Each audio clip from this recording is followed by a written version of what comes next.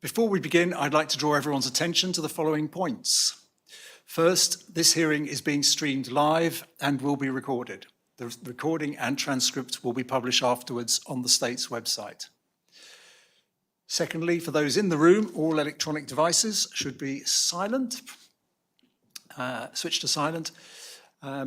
Third, I also want to make clear that the aim of the hearings is to listen to the experiences of our three witnesses and note any lessons learned that could be used to improve the service. The hearings will not be discussing any individual employment matter.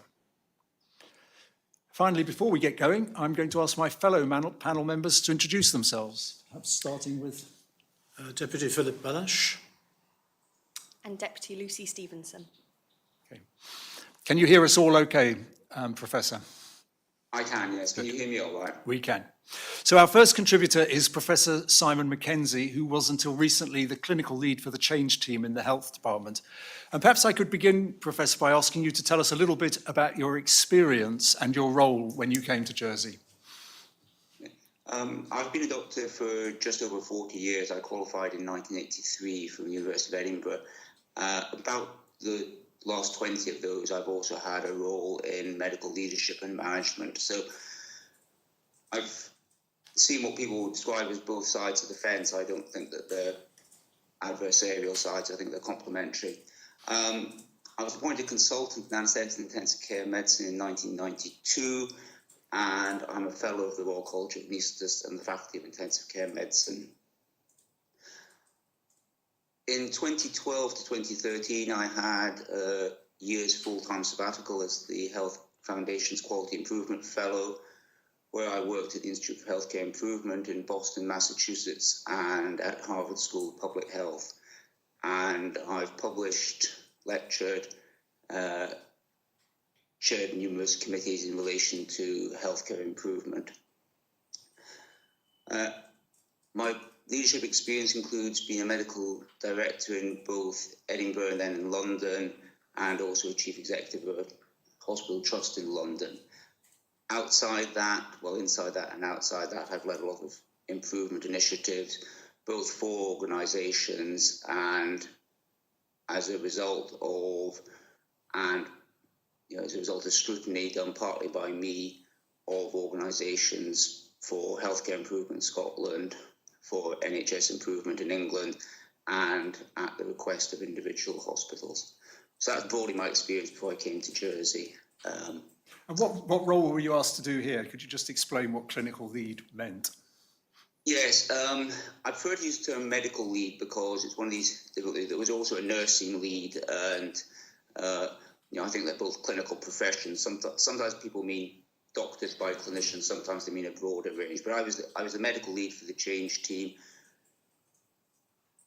The specification was they were looking for somebody who'd been a medical director and bring that experience. And it was about improving clinical governance as part of the government's response to Professor Maskey-Taylor's report, which was about clinical governance. At the outset, there was nothing in the brief about improving the quality of care. It was about introducing systems of clinical governance. However, when we arrived, it became clear that people did have concerns about the quality of care. I can talk a bit more about that. But I and my nursing colleague, Cathy Stone, shared those concerns about the actual quality of care and felt professionally obliged to do something to address those. Perhaps worth explaining that because I remain registered with the General Medical Council, I have a professional obligation not to stand by if I see poor care. That's absolutely a requirement for a doctor. So, at the request of some people in the HCS and with the agreement of the then ministerial team, we agreed we would have to do some work on that. Lucy, you go ahead. I was just going to say, do you mind me asking how long it took for those concerns to be raised with you to surface? Was it something very quickly as you arrived, or did it take some time and start to kind of come out slowly? Concerns about maternity came out pretty much immediately, because when we met the executive team, pretty much at introductory talks, and it was Chris Brown and myself, about what worries you, just the way you would do trying to get to know a new team. They had maternity as a concern, and when just had a quick look at that, thought, gosh, I would be extremely concerned about that. The other area that was a particular concern during my time were the medical wards, and that took a little bit longer to emerge. Thank you. In both cases, what I would say is this is not really a matter of opinion. These concerns were based on external reports from colleges. I may have the dates slightly wrong for maternity, but in 2019, the Royal College of Obstetricians and Gynecologists and the Royal College of Midwives did a report on maternity. There were then a number of specialist sub-reports, and they had not been implemented, the recommendations. In medicine, there was a report, which wasn't actually available when I started, but from 2022 on medicine, and somebody kindly pointed out to me, which the executives seemed to be unaware of. There was also a report from the Royal College of Physicians in 2014. What concerned me was both reports made similar points, and I could not find any evidence that there had been any action between 2014 and 2022. So it's not really a matter of opinion, and it's certainly not a matter just of my opinion. This was objective evidence. What steps did you take, or did you want to take, when you began to hear about these concerns? So we were obviously, first thing to say is, had the clinical governance system been working, these concerns probably would not have arisen or would have been addressed. So they were kind of evidence of why we ought to be there, but they were a bit diversionary. On the maternity side, a lot of the heavy lifting was done by Cathy Stone, because she's also a registered midwife, and this required an expertise in obstetric and maternity care that I do not have. I was there as a medical director to help the overall system. We also, this was me actually, re-engaged Dr. Devinder Roberts, who is an obstetrician from Liverpool, who had been to Jersey before at Jersey's request, HCS's request, but the work had started, and a lot of it was about cultures and behaviours, but had not progressed for a variety of reasons. Partly that was due to the COVID pandemic, which obviously got in the way of everything, but it wasn't entirely due to that. So re-engaged Devinder to come and do some work with the obstetricians. Cathy did a lot of work with the midwives, and jointly we made progress on that, but I had very little personal involvement. It was about putting the right people in to make it happen. On the medical side,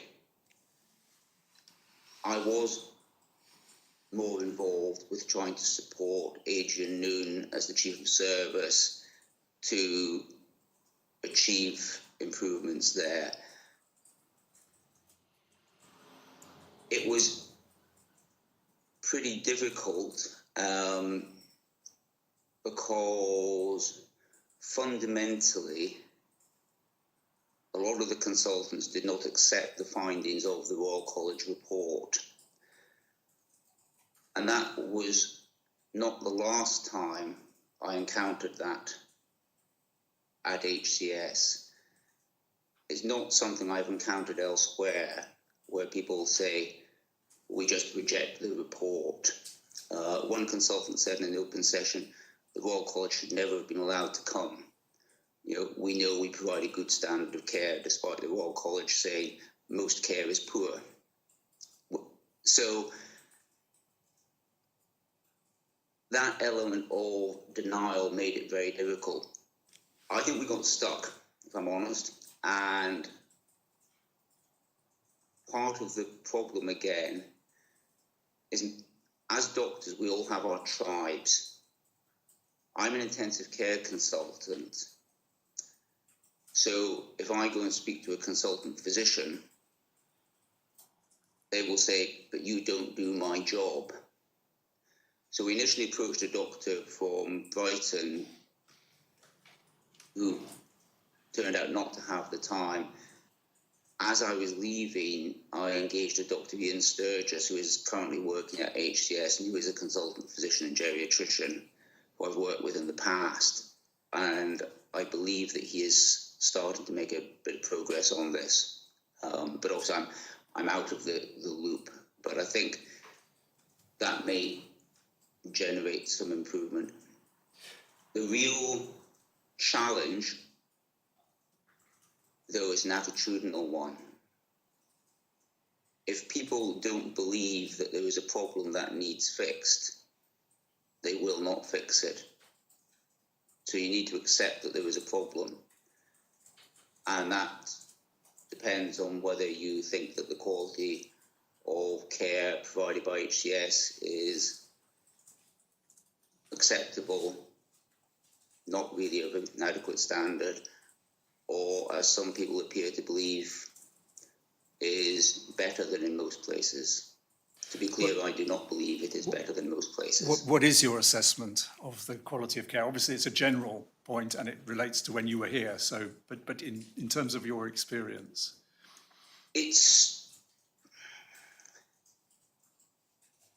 It's very difficult to generalise, and it also depends what you compare it to.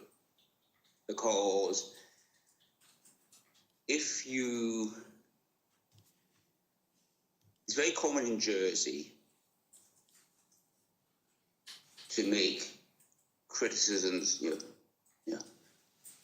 of the NHS. The NHS is used to be, it's better than the NHS. The NHS is a huge organisation with a large number of hospitals, and the standard of care is variable. I would say, and again, I'm not an expert in every specialty, but I would say that the standard of healthcare in HCS is generally lower than the standard I would expect to see in a similar sized hospital. I have told both health ministers I've worked with, going back as far as July 2023, that knowing what I know, if I were a Jersey resident, I would choose to have my healthcare elsewhere. It's not to say that you can't get good healthcare in HCS. A lot of good people doing a good job, but I would choose to go elsewhere. That's my personal view. what do you think needs to be done, or what were you trying to do, if we phrase it that way? What were the things that need to happen to drive the change that you think needs to happen? There needs to be a fundamental change. I know you're speaking to Professor Maskey-Taylor later, and I was flicking through his report last night. I think he's right to say that there were ingrained attitudes, I think, amongst the senior medical staff, which percolates over into the population, that on the basis of no evidence, but just our self-belief that we are good. We are all of us as human beings really poor judges of our own performance. Sometimes, in fairness, we're too hard on ourselves, but we can rationalise things. Several things, in my view, need to happen. And again, these points were made in the summer of last year. I'll start with the administrative arrangements, and this is probably not going to be a popular view with very many people. The people of Jersey would be better served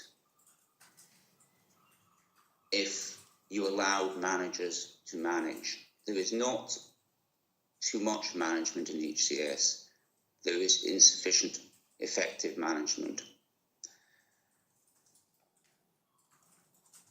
It is one thing I thought coming to Jersey, I thought it's a small organisation. It will be easy to make things happen quickly. A relatively small number of people need to be involved. It should be quite a short journey from making a decision to implementing a decision. It was anything but. I can absolutely get things done faster in a hospital in England. And there are a variety of reasons for that. Partly is the centralisation of services. So HCS cannot decide how it wants to prioritise its HR and IT and finance resources. Everything has to be referred out to the government of Jersey. So I would make it autonomous, like, say, the ports of Jersey, and have it run separately. So you could then have, and not part of the civil service, so you could then have a chief officer who you could genuinely hold to account because they had all the authority to do that. It would also... Can I just interrupt, Professor Thie? One of your colleagues on the change team is said to have said that the finances of the HCS were effectively out of control. And I'm wondering if you consider that the changes that you recommend, in particular bringing finance under the control of HCS, would be one way of mitigating that and making it better. I think potentially it would, because one of the things that the organisation lacks internally is an operational plan that says, you know, we have lots of challenges, but this year, you know, so I've done this when I was the chief executive. You know, I was the chief executive of a trust in big trouble. I could write a book of the things I wanted to do that were all highly desirable. We cut it down to a very short list of what are our what are our priorities for this year and next year, which are important, urgent, and doable. So, and I said no to a lot of people who had good ideas. What this would do, Sir Philip, is it would make the position of politicians much easier by giving away power. Because one of the problems that you have at the moment, and I appreciate it's very difficult in a community where everybody knows everybody, is a consultant has a great idea, and it is a great idea for your specialty, and nobbles somebody, you know, that's an unfair term, but, you know, discusses this, you know, whether it's in the shop or at dinner or whatever, and the man says, "Oh, that's a great idea. I'll do that." You know, well, I think we should do this, chief officer. You know, so the chief officer suddenly, well, it's difficult to say no to the minister, so that's another 100,000 gone on something which, frankly, isn't a priority in the big scheme of things. So what HCS lacks is a plan that says, this year, for the sake of argument, take something really simple, we need to do X hundred hip replacements. Have we got the resources to do X hundred hip replacements? Yes? Great. No. Right. Now, what are alternatives to do that, and what are the knock-on consequences? And you can, and most places do this for every specialty, and this is how normally you would do it. But it allows that priority. What happens at the moment is everything takes a very long time. So the other thing that would, it obviously depends on the quality of management. We can come back to that if you like. What is it? I would, in terms of the clinical structure, you need to decide what the purpose of HCS is. Leave aside your wider healthcare strategy, but you're going to need some sort of secondary care services. And my experience is much more on the acute side than on the mental health side. But you're going to need a secondary care service. You want one that provides high quality care. You do not want a local service that provides highly specialist care. There are things which, thankfully, are uncommon.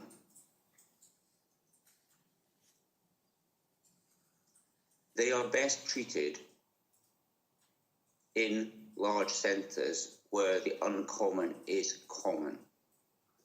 That's why, if you think about the British Isles as an example, we have, I think, 3 centres who do paediatric heart transplants, because thankfully, very few children need heart transplants. You want somebody who does heart transplants every week. For adults, where there are more, we have a few more. So I'm having a very useful discussion with one of your consultants who said, well, and he was right. If we appointed a consultant to do that, I'll not mention the procedure we're talking about because we're linked to individuals, they would get to do half a dozen a year. So even if they were good when they arrived, they quickly become de-skilled. So it's better that half a dozen people a year get excellent treatment somewhere else. And you know this, a large number of people do already go to the UK for treatment. The debate isn't about whether it happens, it's where it happens. I believe that you are providing some services in HCS that you should not be providing on the island, because I don't believe you have the scale to do it. And you have too many single-handed consultants. So they're the only consultant in their specialty or their subspecialty.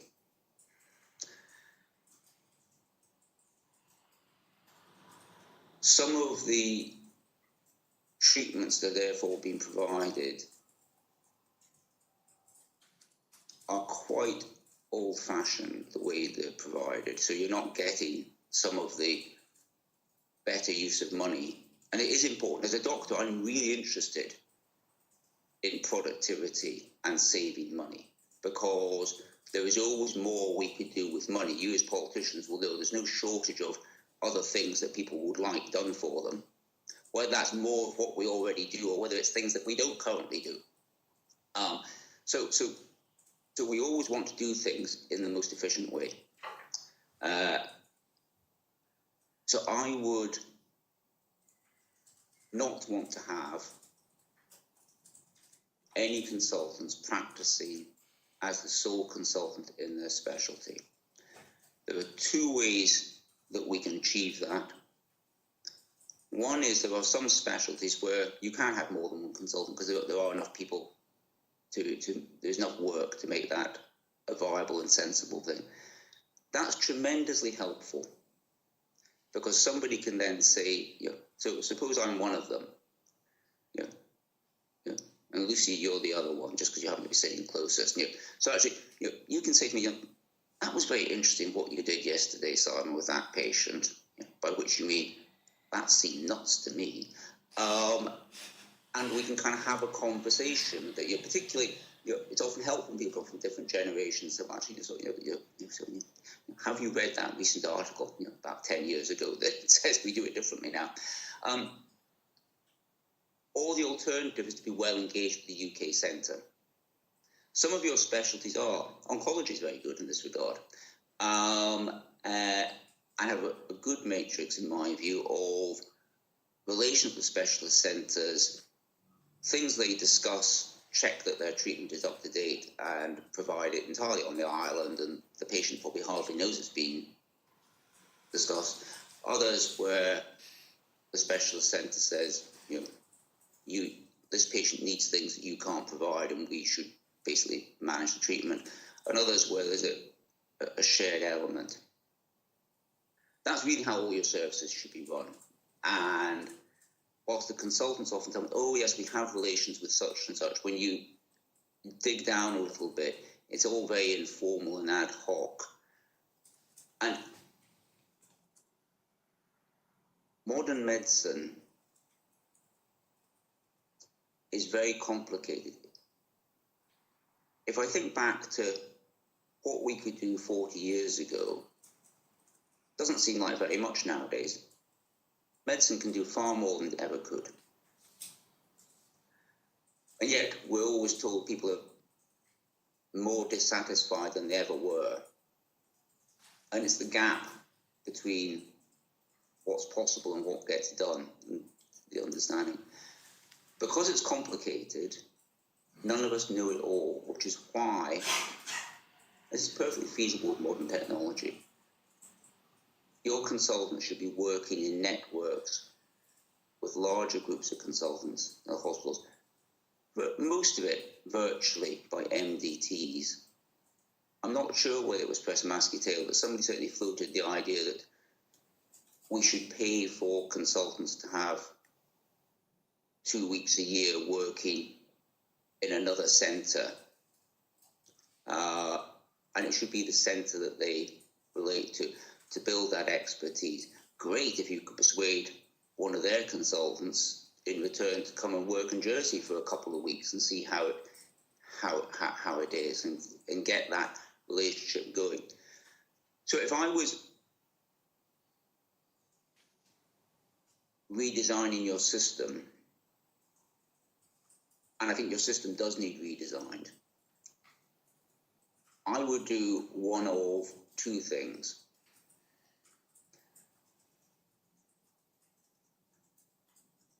Option one is to align the services formally to a UK centre. It could be an NHS hospital.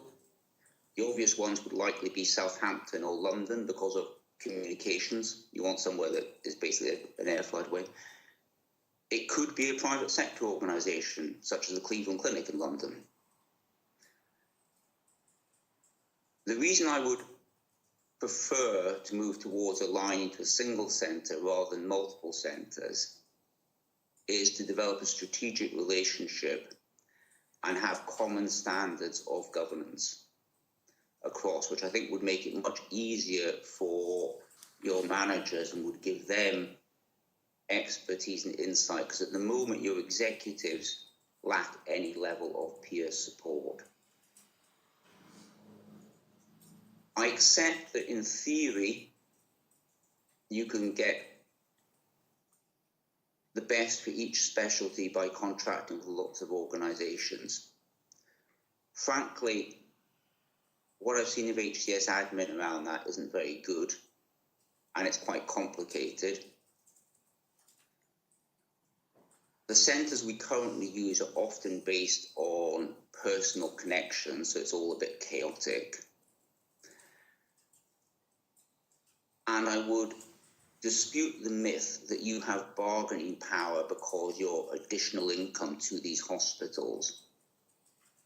HCS's entire budget is less than the divisional budget of many of these organisations. If you're coming along with £1 million of business a year, you're not speaking to the chief executive, you're speaking to a middle-level business manager, and frankly, they're not going to put much effort into it, so we don't have much bargaining power. So that's probably the realistic thing to do, and you get better management that way. The second is what you might like to call the Norman Tebbit option, if you remember Mr. Tebbit, who thought that local councils should meet once a year and issue a contract and then not meet again for a year. But you could, if you wanted to be really radical, contract it out to an organisation. I accept for political reasons you probably wouldn't want to do that. And it would involve writing a very tight spec. But again, to be clear, most healthcare can and should be provided on Jersey. Some of it absolutely has to be. The emergency stuff absolutely has to be. And for most routine care, and most care, which is really important to individuals because it happens to us once in our life, we hope, is routine for the people providing it, which you should be grateful for because you want people who actually do this all the time. But it comes back, the reason I would look to be that way is based on my experience. We have made some progress in the 14, 15 months I was in Jersey with clinical governance. But it's largely about putting in place structures. My worry is, because Kathy and I constantly had to chase things up and find they hadn't been done and chase them again, that now I've left and whenever she leaves, that it will revert to type. There was a letter from a very well-known consultant recently saying, well, NICE guidelines don't apply in Jersey. We agreed, this was agreed by the executive team, by the medical staff committee, by the ministers at the time. We agreed back in July last year that NICE guidelines do apply in Jersey. Not because NICE say they do, but because we say they do. Now, we agreed mechanisms for varying from them where it's appropriate to do so. But it comes back to when I arrived,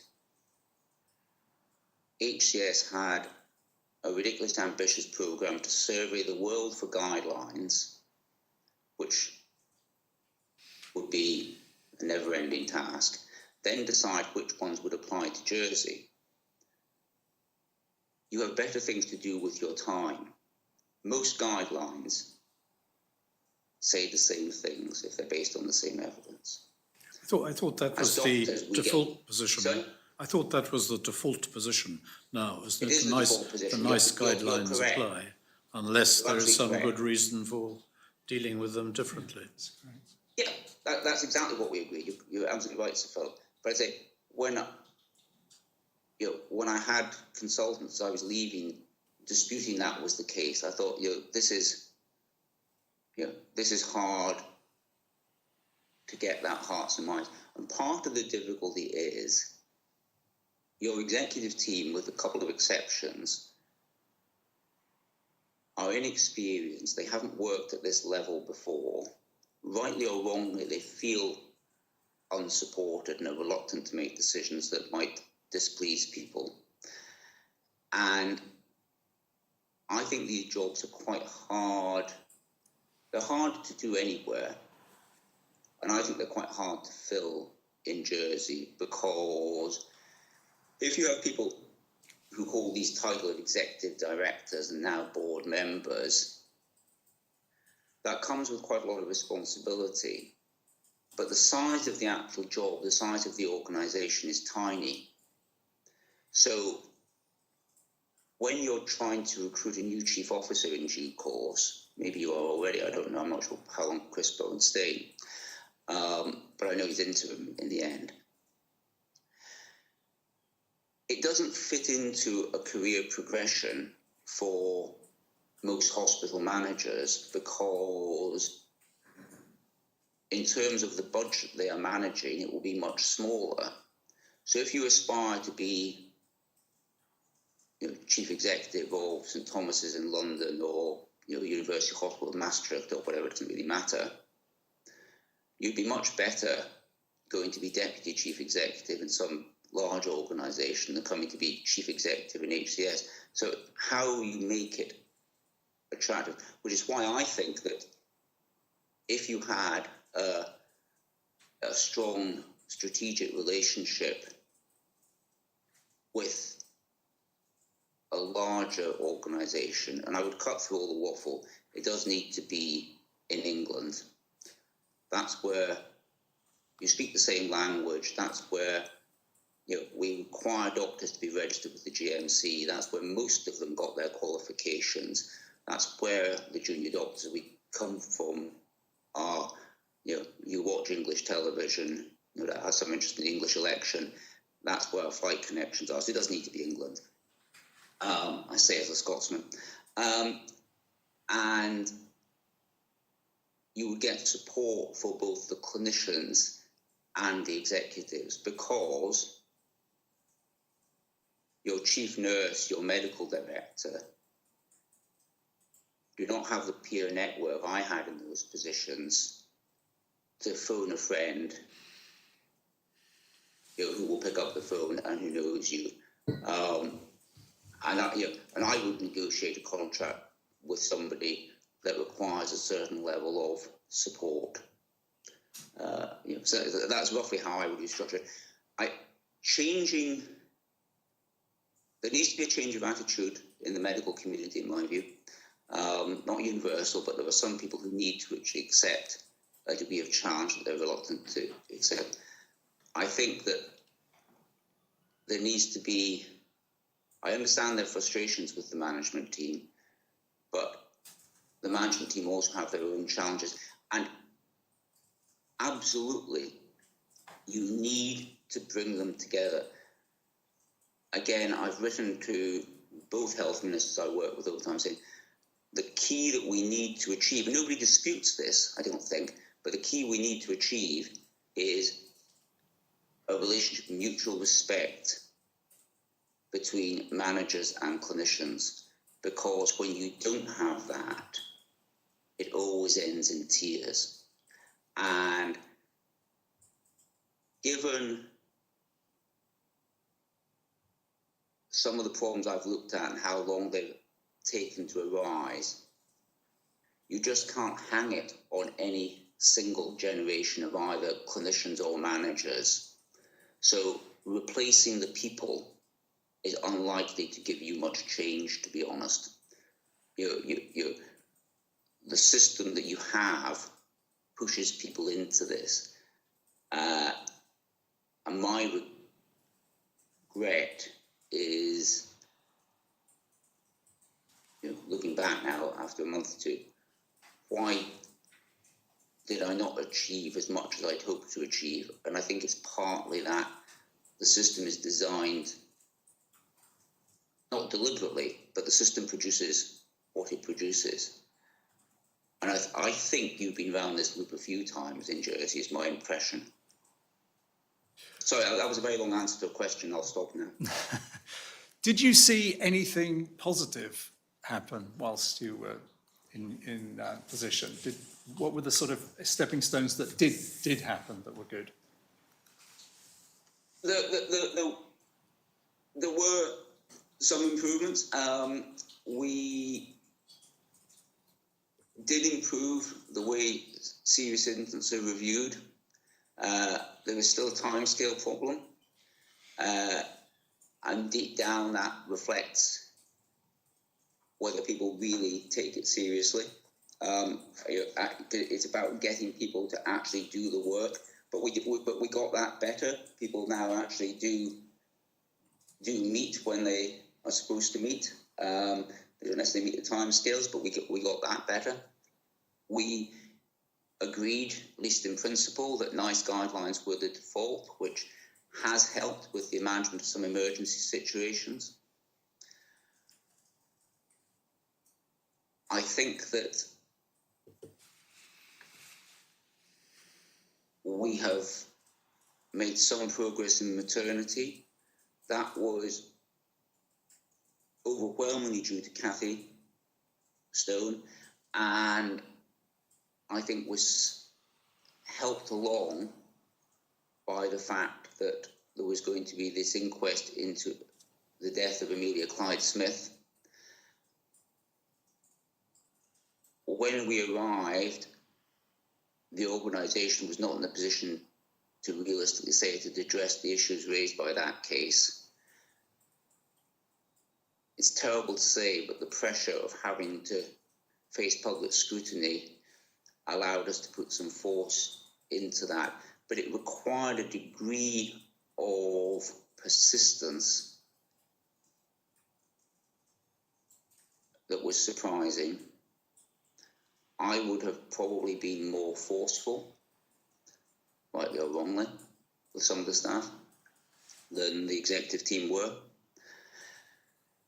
I think with medicine, we were making some progress, but it was, to my mind, not quick enough. To be clear, the problem with medicine is that there is insufficient senior medical leadership on the wards, and that is giving you an unnecessary number of patients in the medical wards, which is then having an adverse impact on surgery.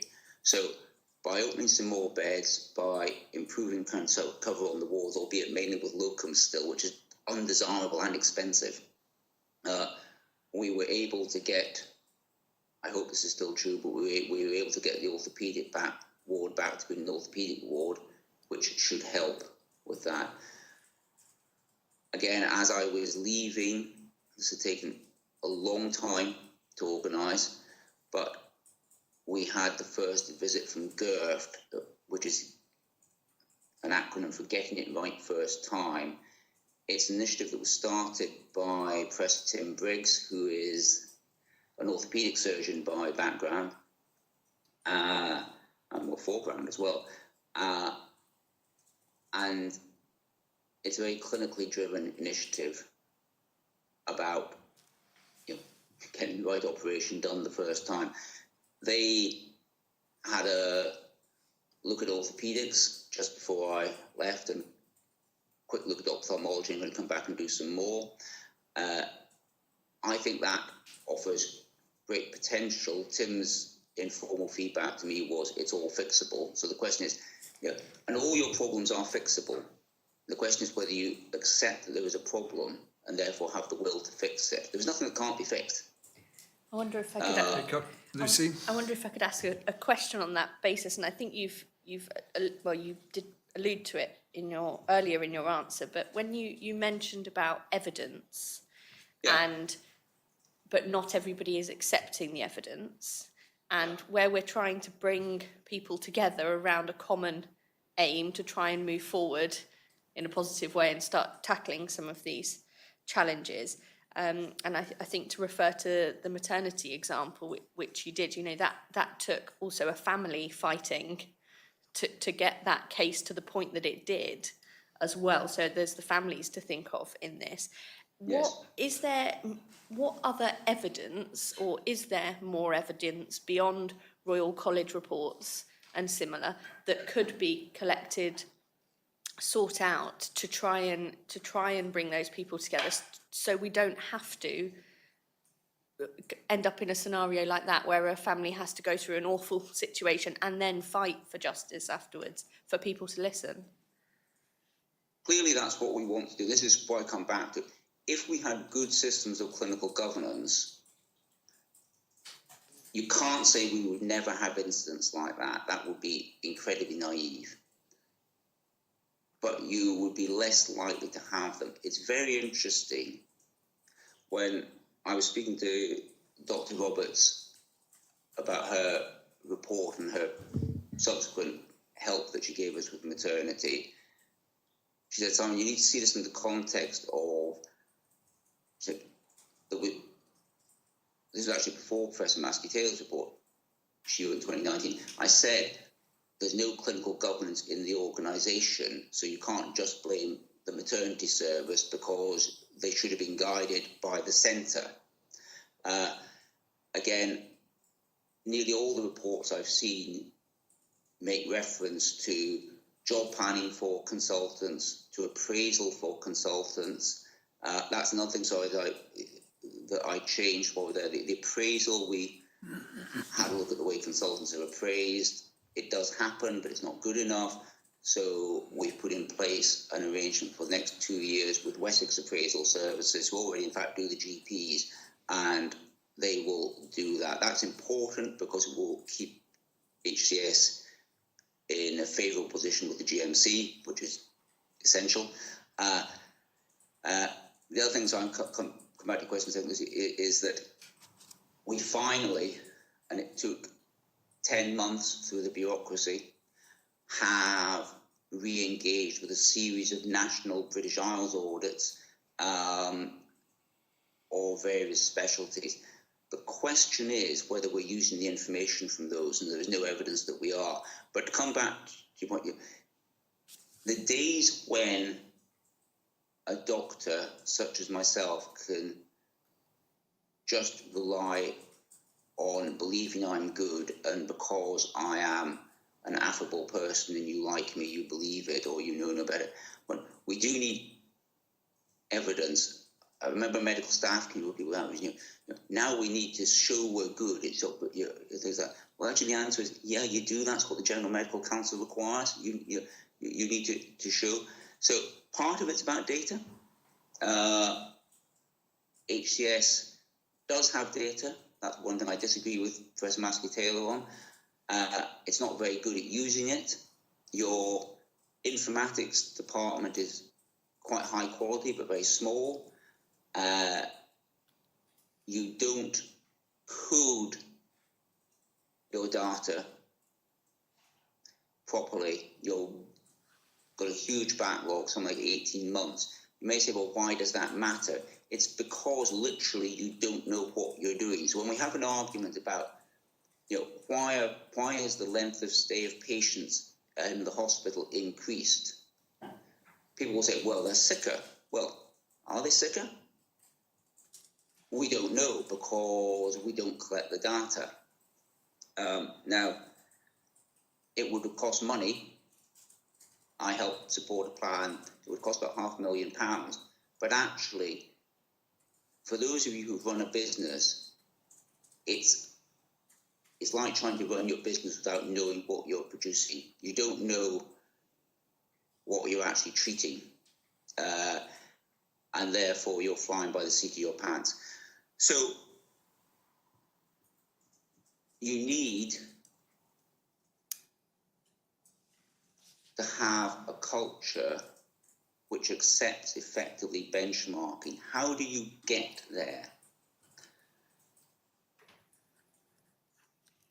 To be honest, if I'd been the medical director and had consultants come to me, this happened in at least 2 departments where consultants said, well, we just don't accept the college report, and start muttering about NHS. The college report,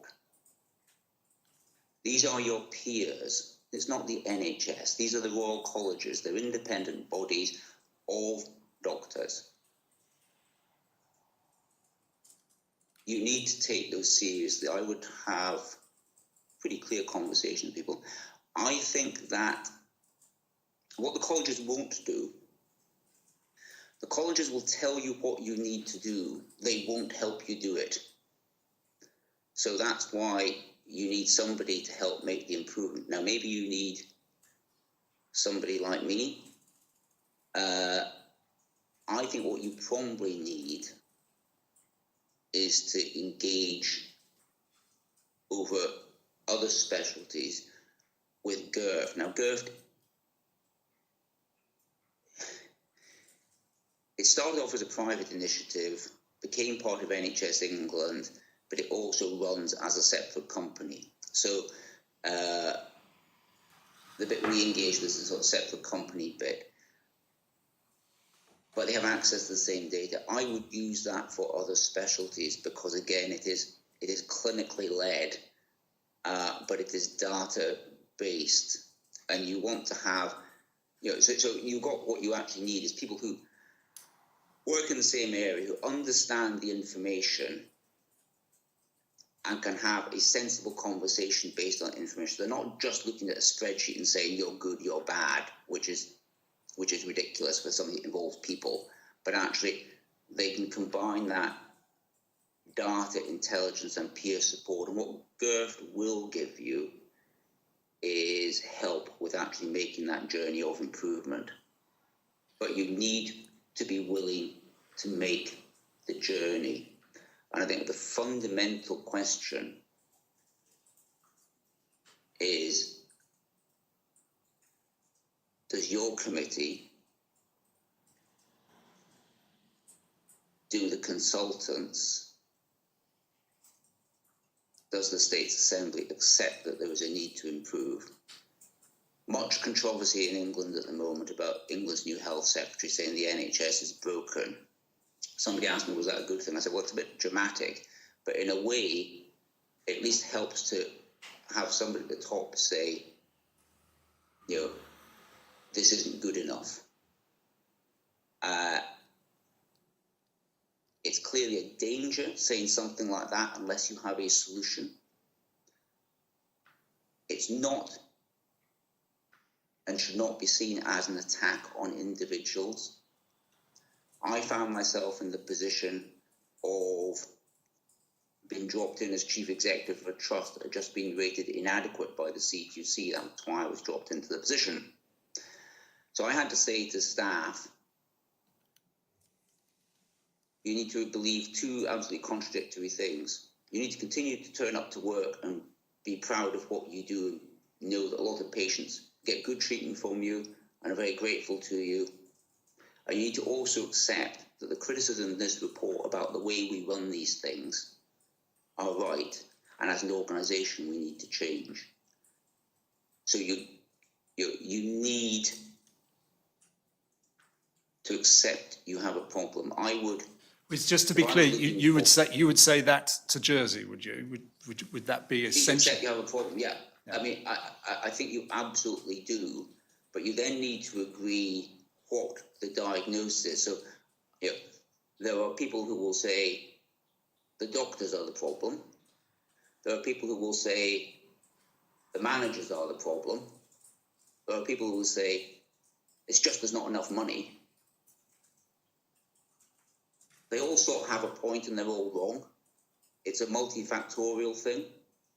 You need to believe, you need to accept that what we expect of doctors has changed. We expect doctors now to participate in a system where it's not that their competence is being doubted, but they need to demonstrate they continue to be competent. You do that largely by peer comparison.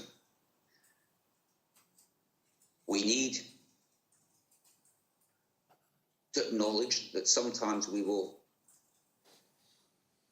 be able to learn from other people. Sometimes we'll have things to teach people. May I ask a question following on from that? Because it seems to me that much of what you are saying has been generally accepted. The minister made a speech a few days ago where he said this, if I could just read out a paragraph to you. He said, firstly, Jersey's HCS hasn't developed as well as it should for a good number of years, mainly in the following areas. Governance, this hasn't been introduced progressively in the way that it should. Culture, this has been poor for some time, and the problem seems persistent. Finances, these haven't been managed as well as they might, resulting in important overall funding issues not being addressed. And finally, structural shortcomings and lack of autonomy. In local terms, quite a complex organisation has evolved over the course of time, but very little seems to have been done to update the structure in order to improve efficiency. I mean, it does seem to me that that's a bit of a summation of what you've been telling us over the last half an hour. Yeah, a lot of that is true.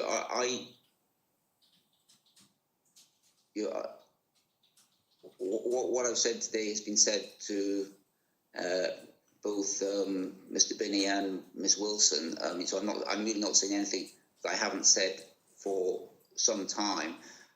The question, therefore, is why it hasn't changed. I have to say, the level of my time in HCS, and I say this with regret as a doctor, was sort of bookmarked at both ends by consultants fundamentally rejecting the need for any change on their part, and everybody will need to change. What I do think would be good would be if doctors who by their position end up being major influencers would step into positions of responsibility. So for instance, there's an idea going around an element of the medical staff committee that we should be able to sack the managers. It's an absurd idea. But there are very few doctors who are willing to do what I did, because I was frustrated in my hospital by things that I thought could be better, which is to step from being the critic to actually be into the leadership role, accepting that it means you will have to do things, make decisions that your colleagues will not like. And frankly, the position of those who have, the few who have, has been made very difficult. The thing that I found most difficult in Jersey was the way decisions were actually made is different to the way they are made in theory. And I don't know whether you can solve that problem in a very closed community, but it is the fact, and this again is independent of the individual, that it's far too easy for a consultant to nab a politician and paralyze things. So actually, if the government does not have faith in its management team, by all means get a different management team. You just need to accept that you're going to have to pay them off. But they need to either have, but the management team that you choose needs to have your support. The challenge I think that you now have is to put the principles of what I've said and what the minister you say has said, which is gratifying to hear, into actual action. And I think that will require this change in structure, because what I see is a recurrent pattern. And I think that, so what I'm told is that Jersey moved away from having so-called blended lists, allowing consultants to put private patients on public lists because of a conversation of a member of the public with the previous health minister. Because of pressure from the consultants on subsequent health ministers, HCS has now reversed that. I happen to think that's a really bad decision, by the way. I think you should keep private and public work separate. I think it's better for both groups, and I think it's actually better for consultants, because otherwise they are vulnerable to the perception of conflict of interest. So I think the challenge is to agree what the new structure should be. And I've said I think that it needs to be, in summation, I know we're coming to the end of our time, it needs to be network for both clinical and governance purposes with the UK Centre. Decide who it should be, but it needs to be geographically sensible, so it has to have good geographical connections. It needs to be broad enough to do essentially everything you need to do for you, for instance, specialist care, and support your generalist care. So, consultants will be away for 8 to 10 weeks of the year, probably. So actually, a fifth of your time, you haven't got your single-handed consultant. So actually, again, if you have a network, you have a system of support. And what you're saying, just to be clear about that, Professor, what you're saying is that that's a contractual relationship, a single contractual relationship is what you would recommend, although it could be. That's what I. It could be. That's what I. But Yeah, that's what I would recommend. Yeah. And then you will need less of people like me coming in, because you've got that kind of structural relationship. And if somebody, develop some wonderful new treatment, and the question is, can we do this in Jersey or not? You've got a group of 10 consultants who you can work with, and actually we'll do it on Jersey or we won't do it on Jersey, but we'll make sure your patients get a fair slice of the action, but there's only going to be half a dozen of them. It doesn't make sense not to. So that's what I would do. In the short term, I would get GERFT involved a lot more with the specialties that concern you. One other thing I would just like to mention is